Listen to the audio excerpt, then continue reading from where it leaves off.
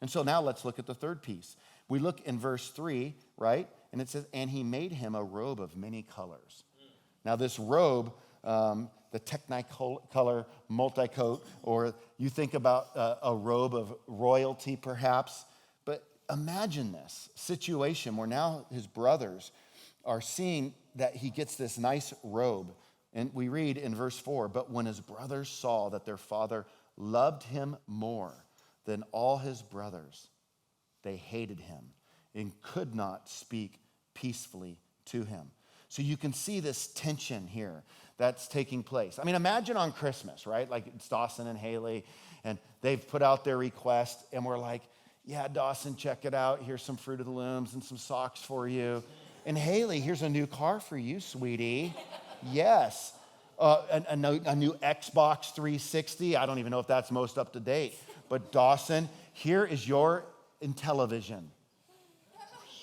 Right over the heads of those newer ones. Intellivision. How about this? Atari. Nintendo. Right? So, can you imagine that though? It's just, they're picking up on this. You go out to dinner, you take your kids out to dinner, like this is something you want to do. Oh, sweetheart, get a filet mignon, get whatever you want. Oh, Dawson, yeah, get one of the little side dishes right there, bro. You know? Oh, did you want a lobster tail with that, Haley? Great, dude. Water to drink. What did you want? Did you want a glass of cab or what? All right? So we have to be careful of this message. So Joseph is in a situation, he's young, he's the favored child. He's ratting his brothers out. And his dad's showing more love to him. His dad's showing favoritism. His dad's showering him with extra gifts. But that's not it. There's extra stuff coming. You want to know what it is? It's a dream. Keep reading with me. As we look in verse 5, now Joseph had a dream. And when he told it to his brothers, they hated him even more. Now, check it out. Verse 6, he said to them, hear this dream that I have dreamed. Now, you can kind of get the sense it's like, oh man, he had this dream, and he can't wait to tell this amazing news of this dream because he just wants to pour it on even more. And that, I would say, is a little bit of a weakness of Joseph as a young man at this stage. If people are already struggling with jealousies and insecurities around you, don't go pouring out on them all the great things that God's going to do in your life because they're not going to be able to handle it. Now, unfortunately, jealous personalities are very difficult to be around. And if you struggle with jealousy and insecurity, deal with that. How do you know if you do? Well, a lot of times the jealous personality puts down dreamers. They're always looking for things wrong. They're always minimizing what can happen. They're threatened by you getting things that they don't get. They feel insecure in your presence. They feel like they have to always put you in your place. They feel like they have to show you, what's up. They're not comfortable in their own skin. You're a threat to them. And so that is a dangerous place. If you are wired in such a way that when somebody tells you good news and you can't encourage them, you might have the disease of jealousy. And you want to root that out. You want to take that by the roots and get rid of it. That is a problematic issue, and it's often rooted in a lack of gratitude for the way that God's working in your own life. It's looking at grass on the other side. It's failing to appreciate what God does in our own life that we can't appreciate what God is doing in the lives of others.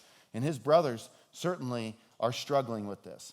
So he says, hear this dream that I have dreamed. Behold, we were binding sheaves in the field, and behold, my sheaf arose and stood upright, and behold, your sheaves gathered around it and bowed down to my sheaf. His brother said to him, are you indeed to reign over us, or are you indeed to rule over us? So they hated him even more for his dreams and his words. So it's like they hated him, but then they hated him even more. You know, hate can hate even more. Just give me another reason to deepen my hate for you. And the hatred is growing. So it's like he has this dream and he's rubbing it in, and you could just see him feeling kind of good, like, man, this feels great. Can you just see Joseph like coming out in his technicolored dream coat, and he's, hey, I had a dream last night, bros, check it out, right? You want to know what's up with it? You are all going to bow down before me someday. Now, in an ancient Near Eastern world where the youngest would not have that kind of privilege, right? Benjamin would be even younger. But you see how hard it would be for the brothers to envision bowing down to Joseph. And imagine that. You already struggle with this guy because of the favoritism. Like, this guy is loved more by dad. He's given more gifts by dad. And now we're going to have to bow down to this guy that we hate? That is something to consider in this story of how difficult it would have been for them to do this. And so what do people want to do? When you struggle with jealousy, you want to get rid of the object that is threatening you. People want to remove the object of their hatred. And they're going to want to get rid of Joseph. Like, if you were insecure around somebody because they're getting more opportunities than you or they have more things than you, well, what do you want to do? You want to minimize them. If you can eliminate that, then you feel better about yourself. But do you realize whenever you're feeling like you have to remove people in your life, whenever you feel like you have to make other people feel smaller to feel better about yourself, you're blinded by the identity that God wants you to have, the dream that he has for you of recognizing who he made you to be. So do you chip away at people's image? Do you knock people down to feel better about yourself? You don't want to do that because God has given you a blessing, and it blinds you to thinking that, oh, well, what you're doing for this person is better than me, and it creates all this competitive and comparison stuff and insecurity and jealousy, and that kind of stuff will just flush our character down the toilet. It's very petty, and it can happen, and it can even happen in the local church, believe it or not. Let's keep reading. As we pick up in verse 9, then he dreamed another dream. Oh, boy. And told it to his brothers, right? It's like, I can't wait. This is great. God, you were on my side. That's just 2 dreams in a row. You and me, like, man, I knew Dad favored me with this coat, but look at you giving me 2 dreams in a row. I can't wait to tell my bros about this one. Yo, bros, come here. Check it out. I got good news for you. All right, so we keep reading. It says, behold, I dreamed another dream. Behold, the sun, the moon, and the 11 stars were bowing down to me. But when he told it to his father and to his brothers, his father rebuked him and said to him, what is this dream that you've dreamed? Shall I and your mother and your brothers indeed come to bow ourselves to the ground before you? And his brothers were jealous of him, but his father kept the saying in mind. So it's like the father was like, kind of like, man, I wonder what's up here. There might be something to this. I'm going to tuck this away, but I'm still going to kind of give him a little rebuke so that my other sons feel like I'm keeping him in check. Now, there's a apparent issue here that feels a little weird. If the sun and the moon represent who? The mom and the dad. What's the problem with that at this stage?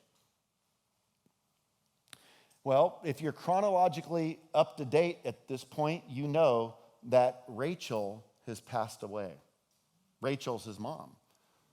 So I just addressed the apologetic issue when somebody brings it out and says, well, how in the world could he have a dream about his mom bowing before him when his mom's already dead? Well, it could be a symbol in a way of his mom, or it could be, Bilhah, one of his other wives that's playing the surrogate in his life. So there are different ways that we can explain that scenario.